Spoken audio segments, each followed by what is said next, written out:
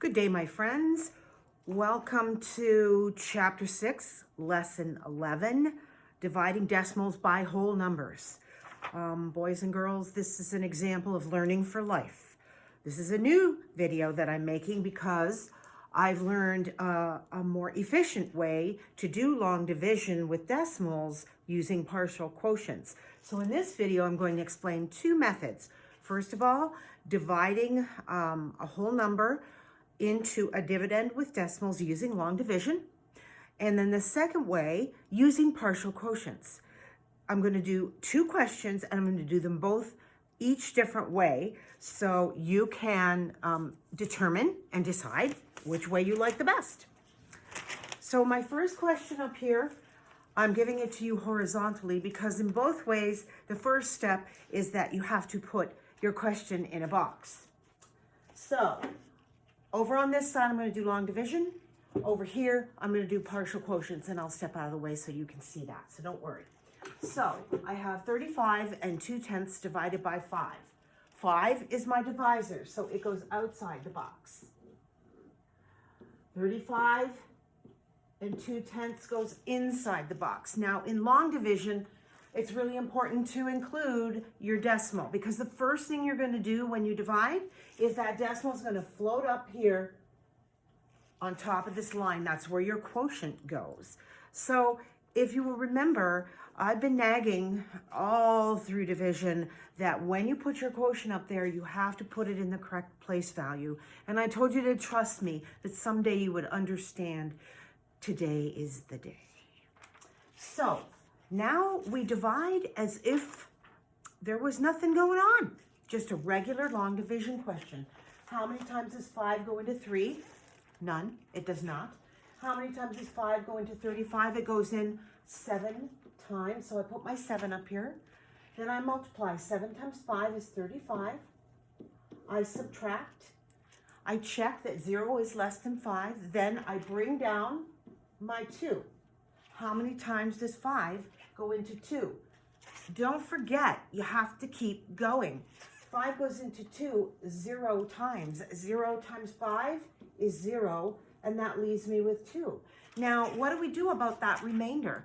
Well, in decimal division, we can't have a remainder. So what we do is we annex a 0 onto our dividend like that. And you can do that as many times as you want because it does not change the value of your dividend. Watch what happens.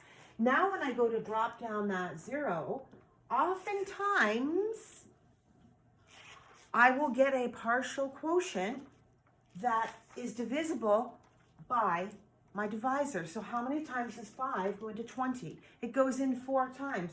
So my 4 goes here. 4 times 5 is 20, and I go to 0.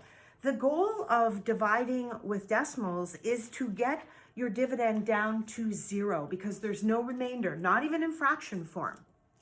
So this is my quotient using long division.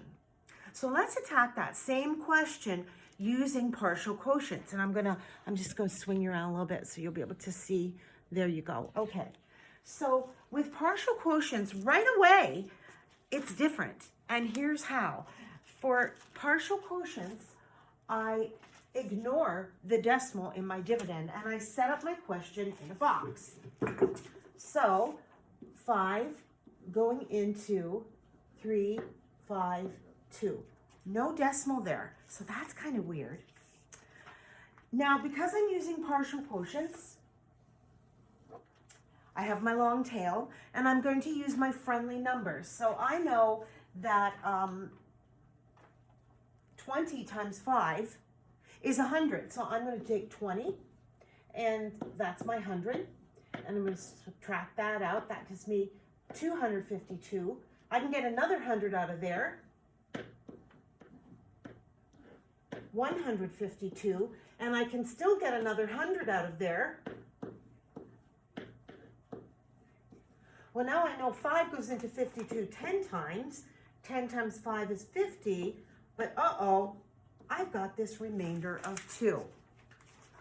Here's what I do with that. I go back to my original question, and I know right here horizontally, I know I'm going to need to, it's almost like annexing a 0, but here's what I'm going to do. I'm going to rewrite my question, and I'm going to annex my 0 right here. Okay? Then I'm going to put a 0 here, and in order to maintain the proper place value, I'm going to put another line right here. That's going to separate my whole numbers from my decimals. Here's what I mean by that. Well, now I can see that 5 goes into 20 4 times. So instead of that being 4 ones, I'm going to put my partial quotient on this side of the line, on the right side of the line. 4 times 5 is still 20, and when I subtract it out, I get 0. That's what I'm going to want. Now when I add up my partial quotients, I keep that line there, 20, 40, 60, 70. So I have 70. And then I add up anything on this side of the line. I don't add it here. I just add it here. Okay? Then I go back over to my annexed 0 and I place my answer. And now I use the SMILE method. Remember that from multiplication? Sure. I count 2 decimal places here. Then there must be 2 decimal places here. And that's my quotient. Isn't that cool? I thought that was super cool. Want to do another one? It's fun. Let's do another one. Here's our next one. Whoops. Here's our next question. Now you might think that these numbers are easy, and you're right, they're not terribly difficult, but they do cover a number of scenarios that I want you to recall. So let's do long division first. So we take our question and we put it in a box. In long division, we have to remember to include that decimal in the box. And, oh, can you see that? There you go. So the first thing I do is I float that decimal right up there. Then I carry on with long division as if nothing were going on. How many times does 8 go into 10? It goes in 1 time. Do you notice? That 1 goes above the 0. See? It's important. 1 times 8 is 8. I subtract. 2 is less than 8, so I'm going to bring down the 8. How many times? The lights go off. How many times does 8 go into 28? Well, it goes in 3 times, so I'm going to put my 3 up here. 3 times 8 is 24. I do my subtraction. I have 4 as my remainder. But there is no remainder in decimal division, so I'm going to annex a 0 and keep on going, and you can do that as many times as you need to. How many times does 8 go into 40? It goes in 5 times. 5 times 8 is 40. Once I get down to 0, that is my quotient. Now let's try the same question with partial quotients. So with partial quotients, I remove the decimal in my dividend, but not really. It comes back later. So I'm going to remove that, and now I divide using the partial quotients method. So I know that, I need my tail. I know that 5 times 8 is 40. That's a friendly number. So now, oh, I can use that again. 5 times 8 is 40. Now I know that 8 goes into 28 3 times. These are all subtraction. And I have my remainder of 4, except I can't. I need another 0 there. In order to get that 0 there, I need to come over to my question and change it up just a little bit and include the 0 in my dividend right here. Then I just keep on dividing. Well, 8 goes into 40. Oh, but I need my separator. I gotta get a good name for that. Can you guys think of a good name for that? Maybe I'll have a contest. I don't even know.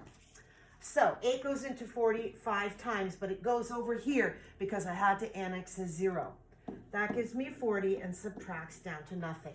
Now to get my quotient, I add up the totals on each side of the line. 5, 10, 13, and 5. and I take my digits 1, 3, and 5 over here to use this smile method to place my decimal. 1, 2, 1, 2, and there's where it goes. Again, same quotient. Now, which method is better? I don't know. Which one do you like better? Whichever one you like better, that's the one you should try and use. But I think you can see they're both fairly easy. So I guess you have a choice to make. Or you could always be like me and do half one way and half the other. That way you'd be ambidextrous or ambidecimal. That's a made-up word. I'm so sorry. Yeah, we shouldn't be left alone here on PD days. Anyway, hopefully, if you have any questions, please feel free to ask. Write them down, email them to me, raise your hand in class, do whatever you need to do. Today's assignment is on page 445 of your Volume 1 My Math book. You're going to be doing all the questions, but you get to choose which method you want to use. Don't forget to check your answer with multiplication because you can. See you next time. Bye now.